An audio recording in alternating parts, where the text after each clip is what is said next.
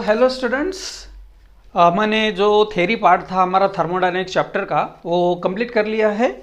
और हमारे text book में जो प्रॉब्लम्स दिए हैं वो प्रॉब्लम अब हम सॉल्व करने वाले हैं हमारे टेक्स्ट बुक के। उसमें भी हम दो पार्ट बना लेते हैं अभी, कि पहले पार्ट में हमारा जो रिड्यूस सिलेबस है वो छोड़ के जो हमारा रेगुलर सिलेबस है अभी एग्ज़ाम को, उसके ऊपर जो प्रॉब्लम्स है वो प्रॉब्लम हम आज लेने वाले हैं। सभी प्रॉब्लम लेने वाले हैं। इसमें फर्स्ट प्रॉब्लम ऐसा है, देखो 4 नंबर का प्रॉब्लम। यहाँ पे एक सिस्टम दी है, a gas contain in a cylinder fitted with a frictionless piston expands against a constant external pressure. यहाँ पे हमें एक कांस्टेंट प्रेशर दिया हुआ है जिसकी वैल्यू है 1 atmosphere. From the volume 5 litre to a volume of 10 litres. हमारा जो वॉल्यूम है अगेंस्ट दिस प्रेशर हमारा वर्क डन हो रहा है और वहां पे वॉल्यूम चेंज हो रहा है हमारा 5 लीटर से 10 लीटर तक इसका वॉल्यूम चेंज हो रहा है। उसके बाद in doing so it absorbs 400 joule of thermal energy. ये सब होने के लिए जितनी एनर्जी हमारी एब्सॉर्ब हो रही है वो है 4000 जूल।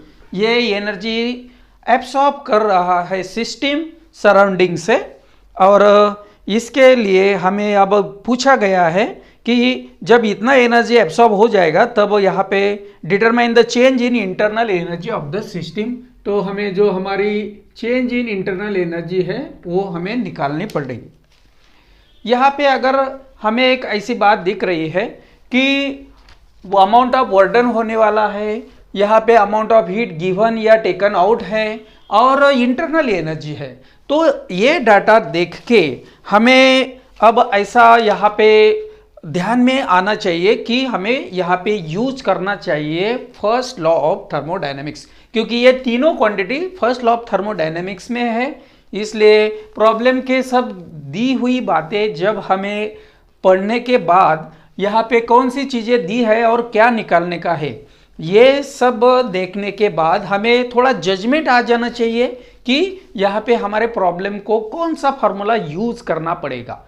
तो किसी चैप्टर में बहुत सारे फार्मूलीज होती है, इसलिए यहाँ पे कुछ ज़्यादा फार्मूलीज न होने की वजह से हमें इजीली यहाँ पे समझ में आ जाता है कि कौन सा यहाँ पे फार्मूला यूज होने वाला है। तो यहाँ पे सबसे पहला हमारा जो काम है वो ऐसा है कि हमें जो दी हुई बातें हैं वो सब एक ही यूनिट में हमें निकालनी पड़ेगी। तो यहाँ पे मेरा जो एटमॉस्फेरिक प्रेशर है इसको मुझे पास्कल में कन्वर्ट करना पड़ेगा। तो आप हमेशा ध्यान में रखना है कि 1 एटमॉस्फेयर की वैल्यू रहती है 1.013 इंटू 10⁵ पास्कल, या इसको हम न्यूटन पर मीटर स्क्वायर भी बोल सकते हैं, क्योंकि हमारा जो प्रेशर है वो फोर्स अपॉन एरिया होता है। फोर्स का यूनिट न्यूटन होता है और एरिया का मीटर स्क्वायर रहता है। तो न्यूटन पर मीटर स्क्वायर या पास्कल ये दोनों यूनिट है हमारे प्रेशर के। उसके बाद हमें जो वॉल्यूम दिया है वो लीटर्स में दिया है, ये आपको लिखना पड़ेगा। पहले हमारा जो वॉल्यूम है वो मीटर क्यूब में लिखना पड़ेगा, क्योंकि ये लीटर में नहीं चलने वाला। तो ये हो गया मेरा 5 इंटू 10⁻³ मीटर क्यूब। आपको ये भी ध्यान में रखने की है कि 1 लीटर जो हमारा रहता है it is nothing but 10⁻³ metre cube होता है। ये आपको इस चैप्टर के लिए और पिछले चैप्टर के लिए काइनेटिक थ्योरी ऑफ गैसेस, इसके लिए ध्यान में रखना है। तो ये हो गए मेरे 10 इंटू 10⁻³ मीटर क्यूब। अब यहाँ पे हमारी जो सिस्टम है वो एनर्जी एब्सॉर्ब कर रही है, इसलिए मुझे यहाँ पे साइन देना पड़ेगा प्लस। आपको जो साइन कन्वेंशंस है वो हमेशा ध्यान में रखने हैं। हीट एब्सॉर्ब जो रहती है वो हमेशा पॉजिटिव होती है, जो हीट रिजेक्टेड रहती है या गिवन आउट होती है वो हमेशा निगेटिव होती है।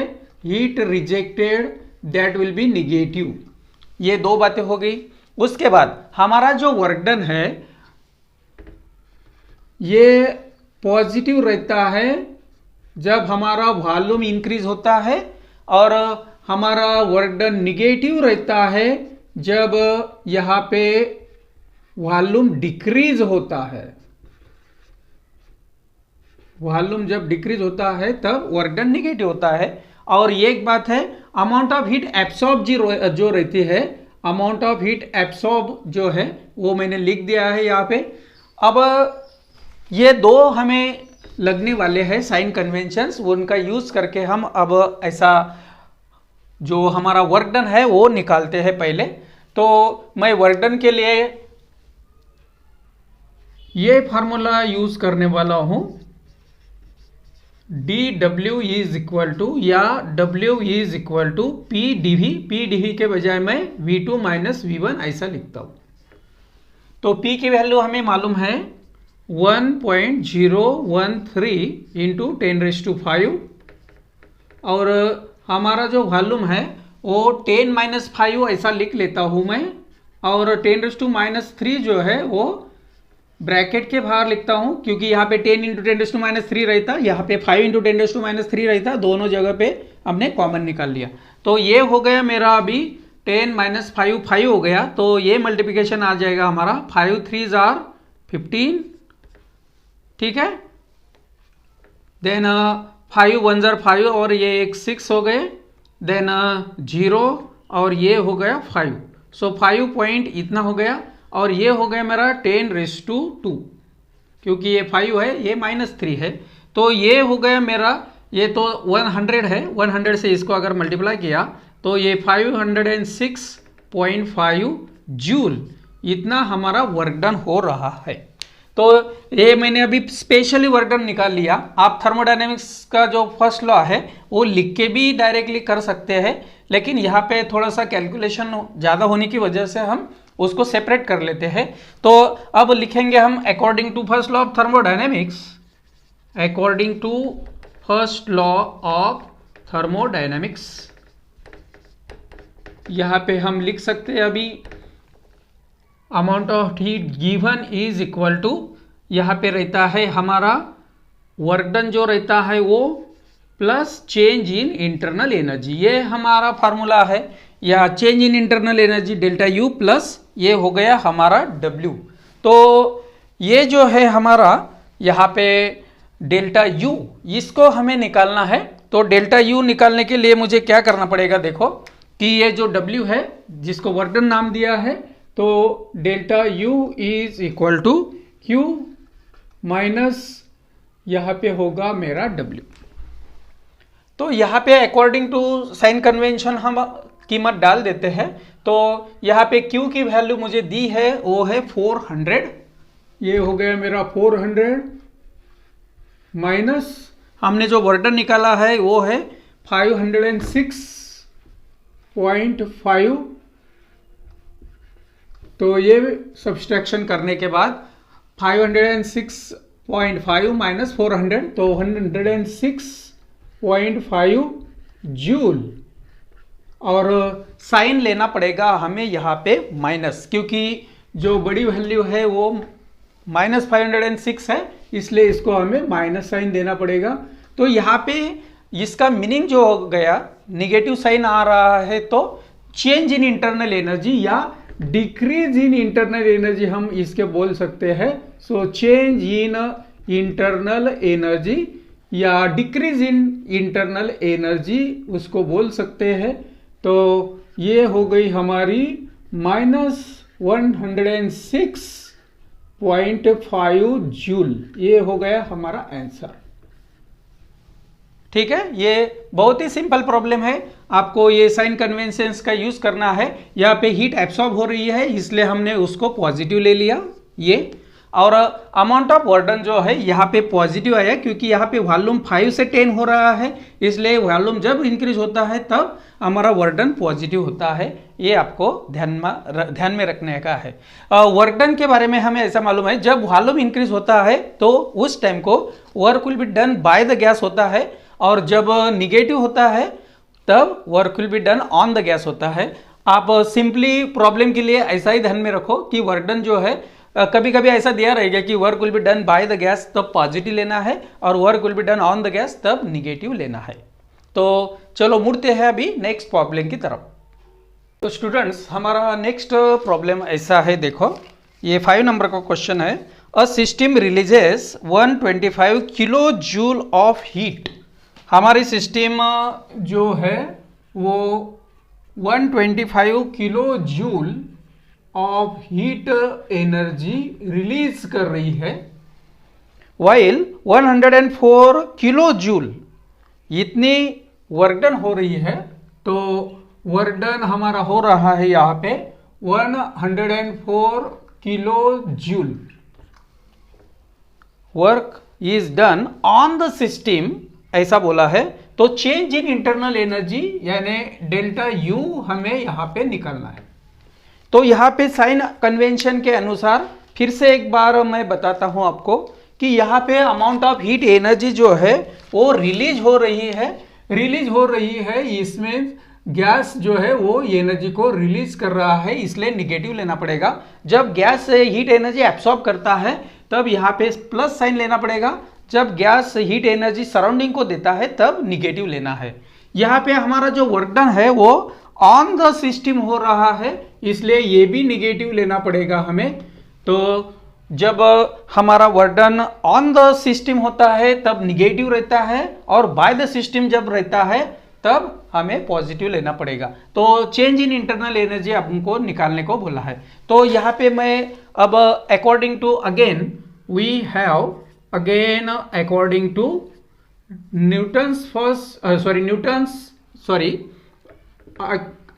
हमारा जो थर्मोडायनेमिक्स का फर्स्ट लॉ है, according to first law of thermodynamics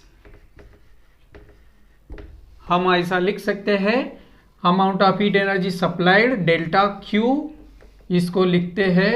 amount of work done जो है वो डेल्टा डब्ल्यू है, और इंटरनल एनर्जी है डेल्टा यू। ये है हमारा first law of thermodynamics which is very very important law in thermodynamics. तो हमें डेल्टा यू निकालना है, तो डेल्टा यू निकालने के लिए डेल्टा डब्ल्यू इधर लेना पड़ेगा। So delta Q minus delta W हो जाएगा। ये कीमत जो है उसकी वैल्यू जो है वो डाल देते हैं। This will be minus 125 kilo joule minus, यहाँ पे ये माइनस साइन लिखा मैंने, लेकिन हमारा वर्क डन जो है वो माइनस है, माइनस 104 किलो जूल इतना हमारा वर्क डन हो रहा है। तो यहाँ पे ये माइनस माइनस प्लस हो जाएंगे। सो माइनस 125 प्लस 104 ऐसा आएगा। तो यहाँ पे 125 में से 104 गए तो 21 बचेंगे, तो माइनस साइन आएगा क्योंकि ये बड़ा वैल्यू है। तो माइनस 21 किलो जूल ये हो गई हमारी चेंज इन इंटरनल एनर्जी। लेकिन निगेटिव साइन होने की वजह से इसको हम यहाँ पे डिक्रीज इन एनर्जी बोल सकते हैं। सो चेंज इन इंटरनल एनर्जी जो है हमारी, या चेंज के बजाय मैं डिक्रीज बोल सकता हूं, माइनस साइन है तो डिक्रीज होती है इंटरनल एनर्जी, अगर इंक्रीज होती है तो प्लस आएगा। So change in internal energy delta U is equal to minus जो है हमारी 21 किलो जूल आ रही है। So change in internal energy लिखे तो हमने माइनस 21 किलो जूल ये आंसर निकाला है।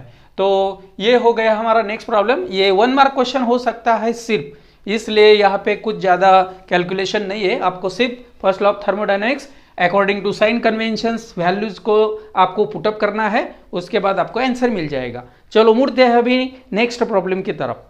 तो हमारा नेक्स्ट प्रॉब्लम जो है, जो 8 नंबर वाला प्रॉब्लम है, ये है हमारा an ideal gas is taken through an isothermal process.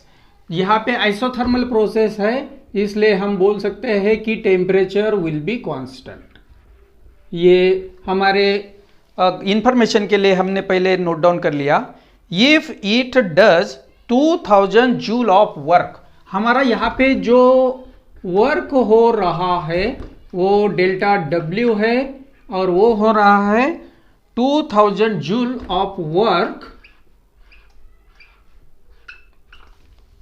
On its environment. So work will be done on the environment होने की वजह से हमें साइन कन्वेंशन का यहाँ पे यूज करना पड़ेगा। Work will be to be done by the gas हो रहा है, ऑन द एनवायरमेंट हो रहा है, इसलिए वर्क डन कौन कर रहा है, जो सिस्टम वाला गैस है वो कर रहा है, तो इसके लिए इसको प्लस लेना पड़ेगा अभी। So if it does 2000 joule of work on its environment, तो work will be done by the gas होने की वजह से हमें ये प्लस लेना पड़ेगा। How much heat is added, delta Q जो है ये हमें अब निकालना है। तो ये प्रॉब्लम थोड़ा सा आपको ऐसा लेना पड़ेगा, क्योंकि बहुत सारे स्टूडेंट जो है कंफ्यूज हो जाते हैं, क्योंकि यहाँ पे जो आंसर दिया है वो 0 दिया है। हमारा यहाँ पे टेम्परेचर कांस्टेंट होने की वजह से हमारी जो इंटरनल एनर्जी है, चेंज इन इंटरनल एनर्जी जो है वो डेल्टा यू की वैल्यू 0 लेनी पड़ेगी हमें, क्योंकि यहाँ पे टेम्परेचर में कोई भी इंक्रीमेंट या डिक्रीमेंट नहीं हो रहा है, क्योंकि हमारी जो इंटरनल एनर्जी है वो फंक्शन ऑफ टेम्परेचर है। फंक्शन ऑफ टेम्परेचर होने की वजह से अगर आपका टेम्परेचर कांस्टेंट है तो इंटरनल एनर्जी में कोई भी चेंज होने वाला नहीं है। दूसरी इंपॉर्टेंट बात, जब हम यहाँ पे हमारा जो फर्स्ट लॉ ऑफ थर्मोडायनेमिक्स है वो जब यूज करेंगे, सो वी हैव Q की वैल्यू लिख सकते हैं हम अभी यहाँ पे delta U plus delta W।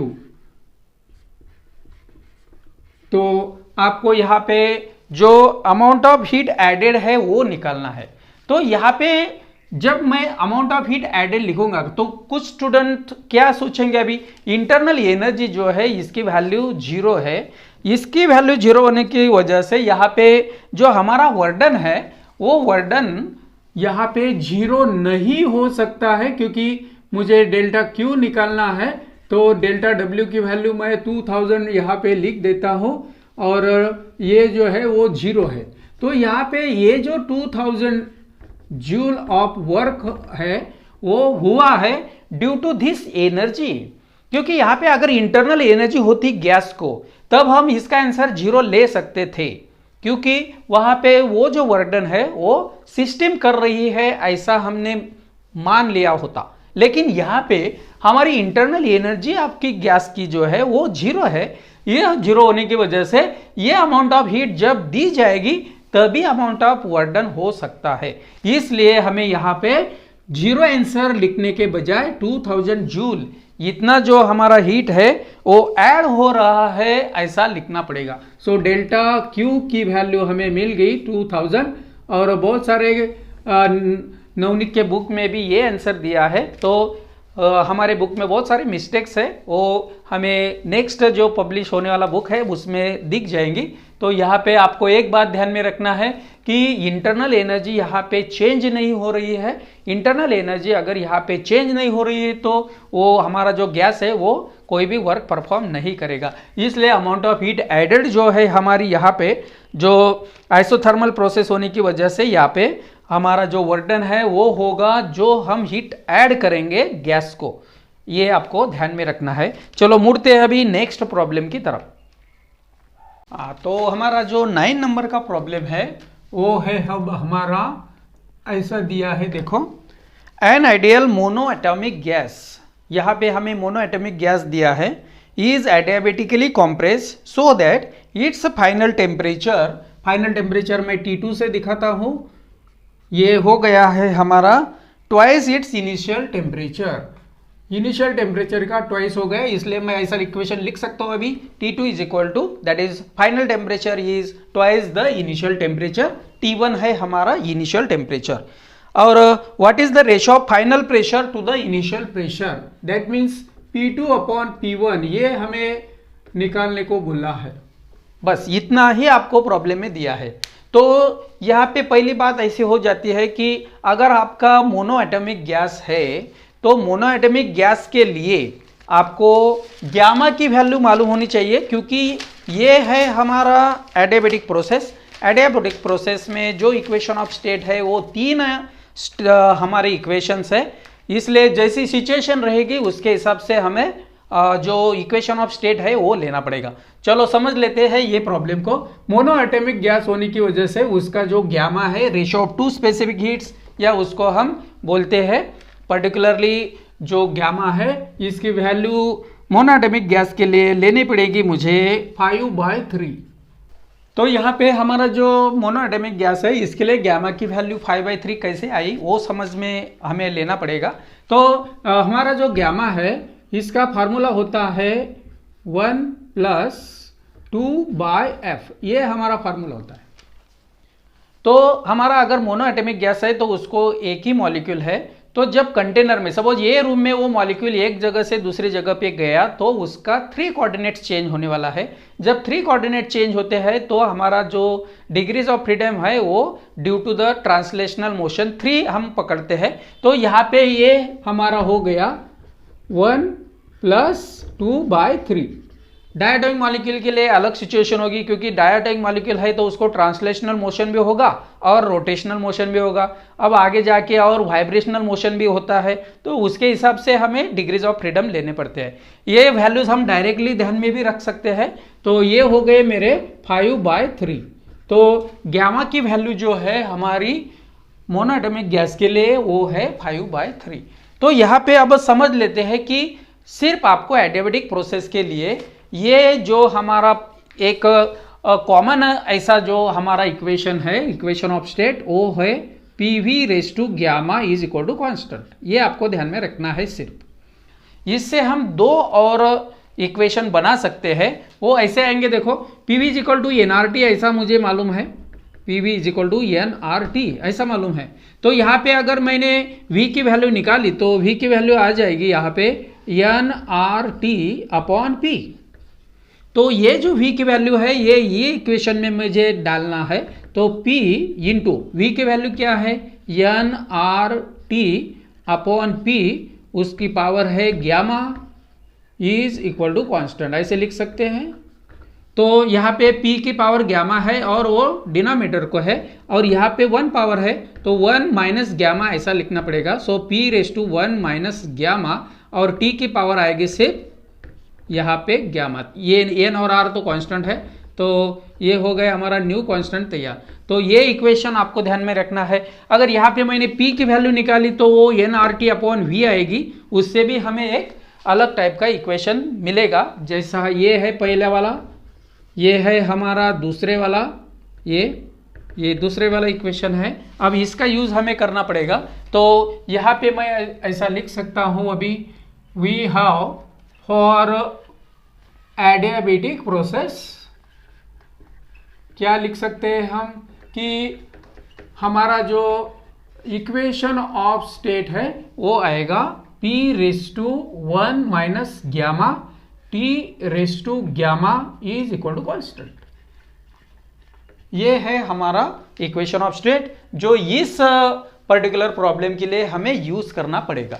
तो ये मैं ऐसा भी लिख सकता हूं P1⁻1 - gamma T1⁻γ P2⁻1 - gamma और T2⁻γ। तो ये जो है हमारा ये इक्वेशन हम ऐसा लिख सकते हैं। अभी हमें T2/T1 की वैल्यू यहां से मिल जाएगी, T2/T1 = 2। तो यहाँ पे T2/T1 आने के लिए मुझे P2 इधर लाना पड़ेगा। तो ये हो गया मेरा P1/P2⁻1 - गामा, और ये हो जाएंगे मेरे T2/T1⁻γ ऐसा। तो यहाँ पे मैं गामा की वैल्यू डालने से पहले ऐसा करता हूं कि ये P2 ऊपर ले जाता हूं और P1 को नीचे ले आता हूं। तो ये जो हमारा 1 - गामा है वो हो जाएगा यहाँ पे गामा-1, और ये जैसे कि तैसा रहेगा T2/T1। सिर्फ हमने जो डिनोमिनेटर है उसको न्यूमरेटर किया और न्यूमरेटर को डिनोमिनेटर किया, तो ये दोनों की जो पावर्स है वो अपोजिट हो जाएगी, क्योंकि P1 हम नीचे ले जाएंगे तो ये प्लस हो जाएगा और 1 जो है वो माइनस हो जाएगा। तो कंबाइन करके ऐसा इक्वेशन हमें मिल गया है। अभी इसमें मैं अभी दोनों साइड को वैल्यूज डाल देता हूं। तो ये ऐसा लिख सकता हूं मैं अभी P2/P1, ये है मेरा गामा की वैल्यू है 5/3 - 1, ये हो गया मेरा T2/T1 5/3 ऐसा हो गया। तो ये अगर मैंने 5/3 में से -1 कर लिया तो ये पावर हो जाएगी मेरी 2/3। तो ये है हमारा P2/P1 2/3, और राइट हैंड साइड को हो जाएगा हमारा T2/T1 5/3। अब दोनों साइड को मैं लॉग ले लेता हूं, दोनों साइड को लॉग लिया तो ये 2/3 आगे आ जाएगा। So 2/3 log of P2/P1 is equal to 5/3 log of T2/T1 ऐसा आएगा।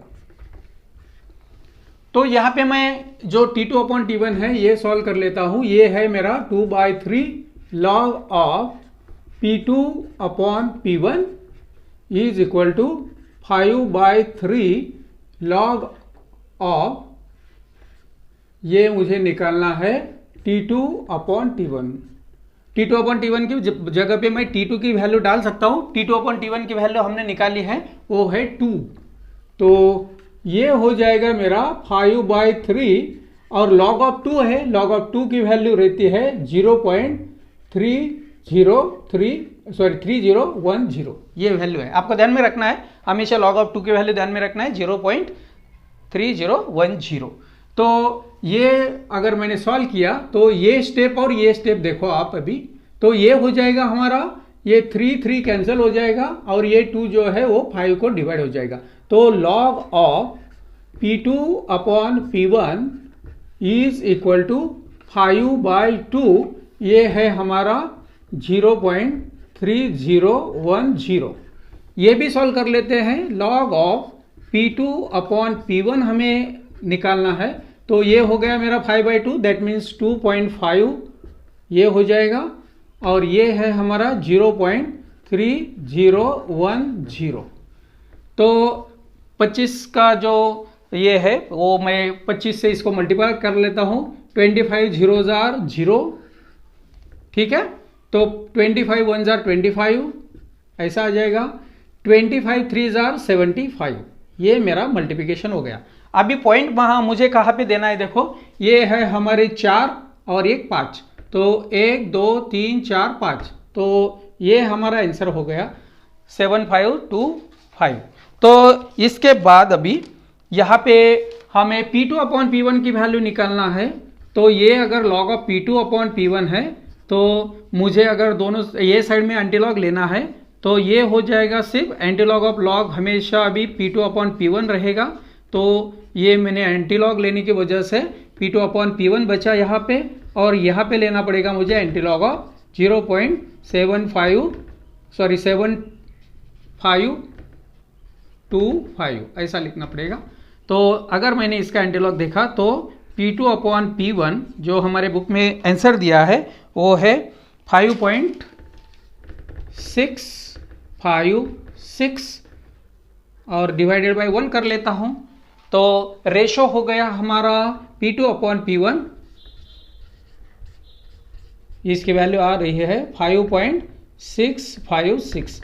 उन्होंने यहां तक ही आंसर दिया है। एक्चुअली हम यहाँ पे एंटीलॉग देखते हैं तो यहाँ पे 4 डिजिट्स आने ही वाले हैं, तो ये आपको ध्यान में रखना है। ये हमें मिलेगा अभी final pressure to the initial pressure, ऐसा हमें पूछा था। अगर आपको initial pressure to final pressure ऐसा पूछते तो 1/5.656 इसका हमें रेसिप्रोकल लेना पड़ता, लेकिन हमें P2/P1 पूछा है। आपको पूछा क्या है इसलिए वो वैसा आपको एडजस्ट करना है। ये प्रॉब्लम हमारा जो जेई नीट ये एग्जाम में हमेशा पूछे जाने वाला प्रॉब्लम है। यहाँ पे आप जब ये सॉल्व करते हैं तो ये पावर्स अच्छी तरह से लेके दोनों साइड को लॉग, अभी यहाँ पे हमने 2.303 से मल्टीप्लाई नहीं किया क्योंकि ये लॉग टू द बेस ई होता है, लेकिन दोनों साइड को 2.303 होने की वजह से हमें उसको लिखने की कोई ज़रूरत नहीं है। तो ये आपको अच्छी तरह से समझ में हो गया, स्टेप बाय स्टेप मैंने आपको समझा दिया है। तो सभी जो हमारे प्रॉब्लम्स है वो बहुत अच्छी तरह आपको समझ में आ गए होंगे।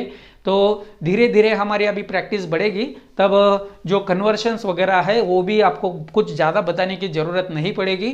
तो आज रुकते हैं, थैंक यू।